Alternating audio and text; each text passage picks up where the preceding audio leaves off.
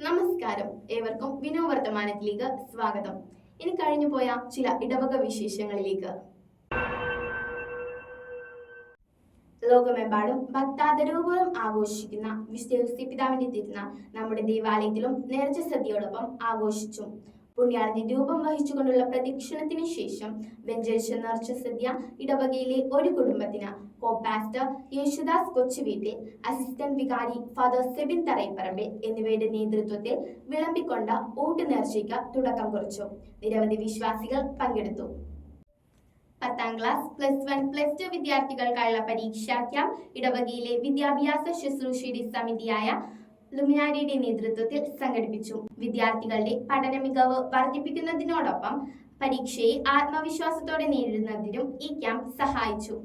ക്യാമ്പിൽ വിവിധ വിഷയങ്ങളിൽ പ്രത്യേക ക്ലാസുകളും മാർഗനിർദ്ദേശങ്ങളും നൽകപ്പെട്ടു. കൂടാതെ പഠന രീതികൾ, ടൈം മാനേജ്മെന്റ്, പരീക്ഷാ തയ്യാറെടുപ്പ് തുടങ്ങിയ വിഷയങ്ങളിൽ പ്രത്യേക പരിശീലനം നൽകി.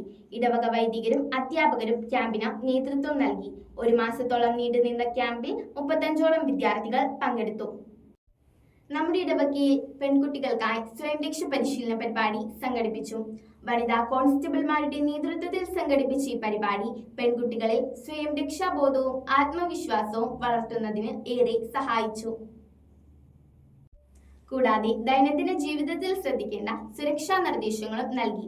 പരിശീലനത്തിൽ നിരവധി കുട്ടികൾ പങ്കെടുത്തവർക്ക് പരിശീലനം വളരെ ഉപകാരപ്രദമാവുകയും ചെയ്തു. വിനോവർത്തമാനം അവസാനിച്ചു. ഏവർക്കും നന്ദി.